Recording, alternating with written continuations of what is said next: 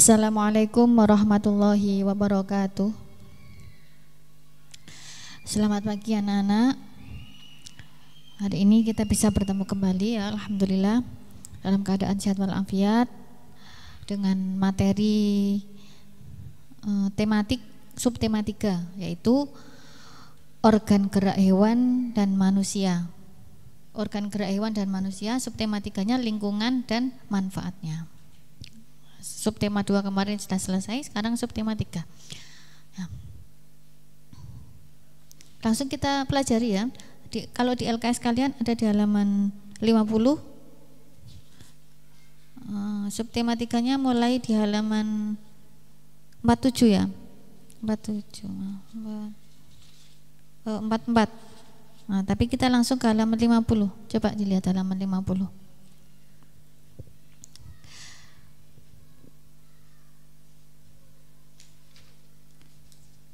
Halaman 49. Menuliskan cerita pendek berdasarkan ide pokok. Jadi kita membuat cerita pendek, tapi berdasarkan ide pokok. Jadi kita sudah punya ide pokok, terus diperluas, dijabarkan sehingga menjadi cerita pendek atau cerpen. Cerita pendek atau cerpen merupakan cerita yang terdiri atas kurang lebih 10.000 kata. Kata ya, bukan huruf, 10.000 kata. Langkah-langkah membuat cerita berdasarkan ide pokok adalah sebagai berikut. Nah, yang pertama adalah menentukan topik cerita yang akan dibuat. Jadi zaman harus tahu topiknya apa, harus menentukan topiknya apa nanti yang akan kita bahas. Yang kedua, menentukan ide dari cerita yang akan dibuat. Ya, idenya, ide-ide apa saja yang akan ini kita buat. Yang ketiga, membuat kalimat utama yang berisi ide pokok tersebut. Membuat kalimat utama. Diingat yang dulu, pelajaran yang dulu, bahwa ide pokok itu ada di dalam kalimat utama. Ya, ide pokok itu ada di dalam kalimat utama. Sehingga kalau di sini tadi sudah diketahui ide pokoknya, sampean tinggal membuat kalimat utamanya. Kalimat utamanya, tapi yang di dalamnya harus memuat ide pokoknya tersebut. Berikutnya yang keempat, menuliskan informasi tambahan ke dalam beberapa kalimat untuk mendukung kalimat utama yang akan dibuat. Nah, namanya mendukung, berarti ini kalimat pendukung. Jadi kalimat pendukung itu nanti biasanya banyak sekali ya, ada beberapa kalimat gitu. Kalau kalimat utamanya biasanya satu, jadi kalimat pendukungnya nanti ada banyak. Yang kelima, merangkai kalimat-kalimat tersebut hingga menjadi sebuah cerita pendek yang urut. Kalau sudah topiknya sudah, ide-idenya sudah, kalimat utamanya sudah dibuat, terus kalian juga sudah punya pandangan tentang kalimat pendukungnya, tinggal merangkai, disusun, dirangkai sehingga menjadi cerita pendek yang bagus. Yang keenam, memperhatikan ejaan dan pemilihan kata saat membuat dan merangkai kalimat menjadi cerita pendek. Diperhatikan juga ejaannya, kata-katanya, kata-kata dipilih. Jadi biar nanti kalau dibaca itu terasa mudah dipahami, terasa enak gitu ya. Nah, akhirnya terbuat ada cerita pendek yang bagus. Itu tentang cerita pendek atau cerpen. Berikutnya kita masuk ke materi IPA, yaitu tentang tulang. Tiap manusia ini punya tulang. Gangguan tulang manusia. Berarti ini kalau gangguan itu berarti penyakit yang berhubungan dengan tulang manusia. Apa saja sih? Berikut macam-macam penyakit tulang. Jadi manusia ini punya penyakit tulang macam-macam. Yang pertama, retak dan patah tulang. Jadi tulangnya itu retak atau patah. Merupakan kelainan pada tulang yang disebabkan oleh benturan benda keras. Ini contohnya kalau kecelakaan ya, terjadi kecelakaan, jadi tubuh kita ini terbentur dengan jalan raya aspal misalnya, itu kan keras, terbentur dengan benda keras, maka akan terjadi retak atau patah tulang. Gangguan yang kedua yaitu polio. Kelainan ini disebabkan oleh adanya infeksi virus polio. Penderitanya akan mengalami kondisi tulang yang kian lama kian mengecil sehingga berujung pada kelumpuhan. Nah, ini karena virus polio. Jadi nanti tulangnya itu lama-lama akan kecil dengan sendirinya. Kondisi tulangnya akan lama-lama menjadi kecil. Karena menjadi kecil itu nanti bisa berujung pada kelumpuhan. Kalau kelumpuhan berarti tidak bisa berjalan, ya, bahaya ya. Gangguan yang ketiga, rakitis. Kelainan ini terjadi akibat kekurangan gizi seperti fosfor, kalsium, dan asupan vitamin D. Ini kurang fosfornya kurang, kalsiumnya kurang. Ini kalsium ya dipenuhi. Asupan vitamin D-nya juga kurang, sehingga itu bisa terjangkit penyakit rakitis.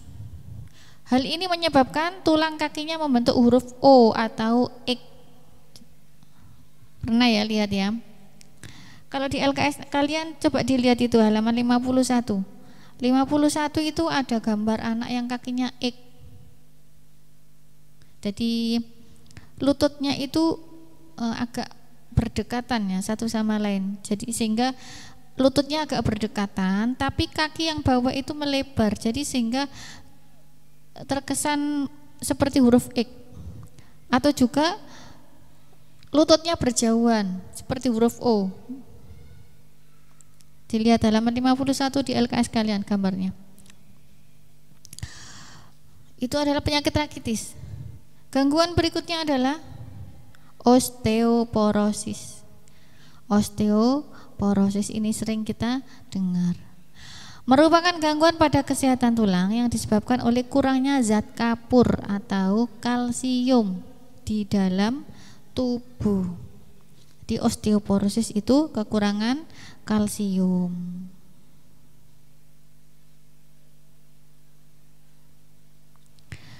Yang berikutnya itu rematik. Ini pasti sering dengar ya kata-kata rematik, penyakit rematik. Rematik, penyakit ini menyebabkan nyeri pada persendian. Pada persendian itu contohnya pergelangan tangan, kaki atau siku, itu rematik. Jadi pada sendi-sendi. Yang keenam, TBC tulang. Kuman tuberkulosis atau TBC dapat juga menyerang tulang sehingga tulang akan menjadi lemah hingga bernanah. Kalau sampai bernanah itu berarti sakit sekali ya. Tulangnya itu lemah, gak punya kekuatan sampai bernanah. Yang ketujuh, ini yang sering kali keluar kalau ujian ini, yaitu gangguan tulang, gangguan pada tulang belakang. Nah, gangguan pada tulang belakang ini dibedakan menjadi 3, yaitu skoliosis, lordosis, sama kifosis. Beda-beda ini ya.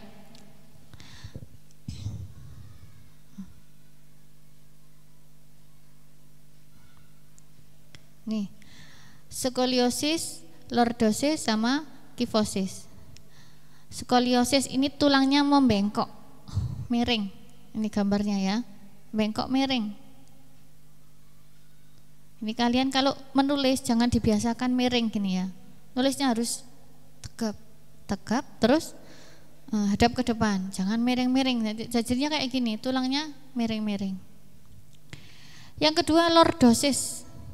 Lordosis ini tulangnya melengkung ke belakang, ini gambarnya ya. Jadi kalau jalan itu jangan deteng gitu ya, jadinya kayak gini, melengkung ke belakang. Yang ketiga, kifosis. Kifosis bungkuk. Ini kalau nulis biasanya anak-anak ini nulis di bangku itu bungkuk gitu, itu mengakibatkan tulangnya begini, melengkung ya, jangan dibiasakan. Jadi kalau menulis usahakan tegap. bangkunya itu didekatkan, kursi sama bangku didekatkan, kemudian tegak.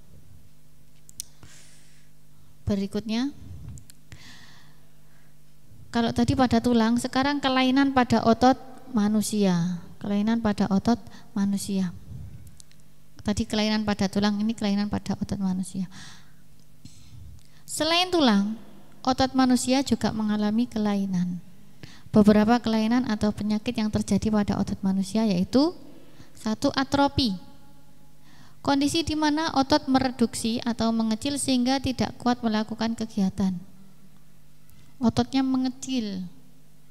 Karena mengecil tidak bisa melakukan kegiatan, atrofi.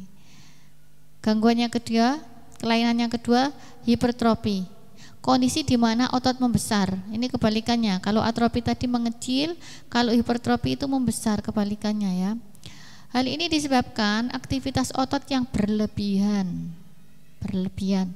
Kebanyakan aktivitas ototnya akhirnya membesar. Yang ketiga, hernia abdominal. Disebabkan karena otot abdominal atau bagian perut sobek pada bagian yang lemah. Keempat, kelelahan otot. Terjadi karena otot terus-menerus melakukan aktivitas dan pada puncaknya terjadi kram atau kekejangan. Ini ya, aktivitas itu juga ini perlu diperhatikan, jangan terlalu diforsir juga, dan jangan terlalu tidak pernah melakukan aktivitas itu juga nggak baik. Nah, yang sedang-sedang. Kalau terlalu aktivitas terlalu padat itu bisa menjadi kram atau kekejangan. Kelima itu stiff. Terjadi karena peradangan otot trapesius leher akibat kesalahan gerak, sehingga leher menjadi sakit dan terasa kaku saat digerakkan. Lehernya ini pada leher kalau stiff itu ya. Lehernya nanti susah digerakkan. Keenam, tetanus merupakan penyakit yang menyebabkan otot menjadi kejang karena toksin bakteri tetanus yang masuk ke dalam luka. Tetanus ini luka, hubungannya sama luka. Jadi lukanya itu terkena toksin bakteri tetanus, masuk ke dalam lukanya itu. Ketujuh, distrofi otot merupakan penyakit kronis pada otot sejak anak-anak dan diduga merupakan penyakit genetis. Genetis itu bawaan, turunan dari mbah-mbah atau orang tuanya atau mbah atau buyut itu ya. Itu genetis. Yang kedelapan, myasthenia gravis. Melemahnya otot secara berangsur-angsur sehingga menyebabkan kelumpuhan bahkan kematian. Jadi ototnya itu berangsur-angsur, sedikit demi sedikit itu melemah, akhirnya menjadi kelumpuhan. Kalau kelumpuhan juga bisa menyebabkan kematian. Ini tadi kelainan pada otot manusia. Kita beralih kepada komik. Tahu kan kalian komik ya? Pasti tahu komik itu.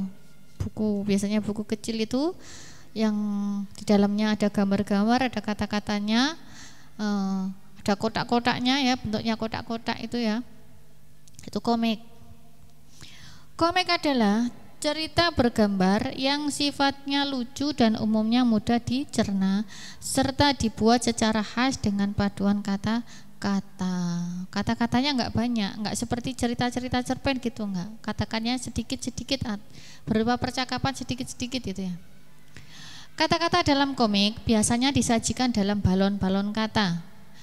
Balon-balon kata tersebut dapat berupa narasi, percakapan atau perasaan tokoh. Jadi balon-balon kata itu yang bunder-bunder biasanya di komik itu ya. Ada orang gambar terus di atasnya ada kotak, ada bunder-bunder itu. Terus di dalamnya ada tulisannya, itu namanya balon-balon kata ya. Di dalamnya ada tulisannya lah, tulisannya itu namanya percakapannya. percakapan tokohnya itu namanya balon kata. Beda sama cerpen atau cerbung atau yang lain, beda. Sehingga ada balon-balon kata, ada percakapannya, ada gambar-gambarnya. Gambarnya itu biasanya ekspresi dari percakapannya itu ya, itu gambarnya. Sehingga komik itu sangat menarik, banyak yang suka karena dia perpaduan dari gambar sama percakapan. Ciri-ciri komik sebagai berikut.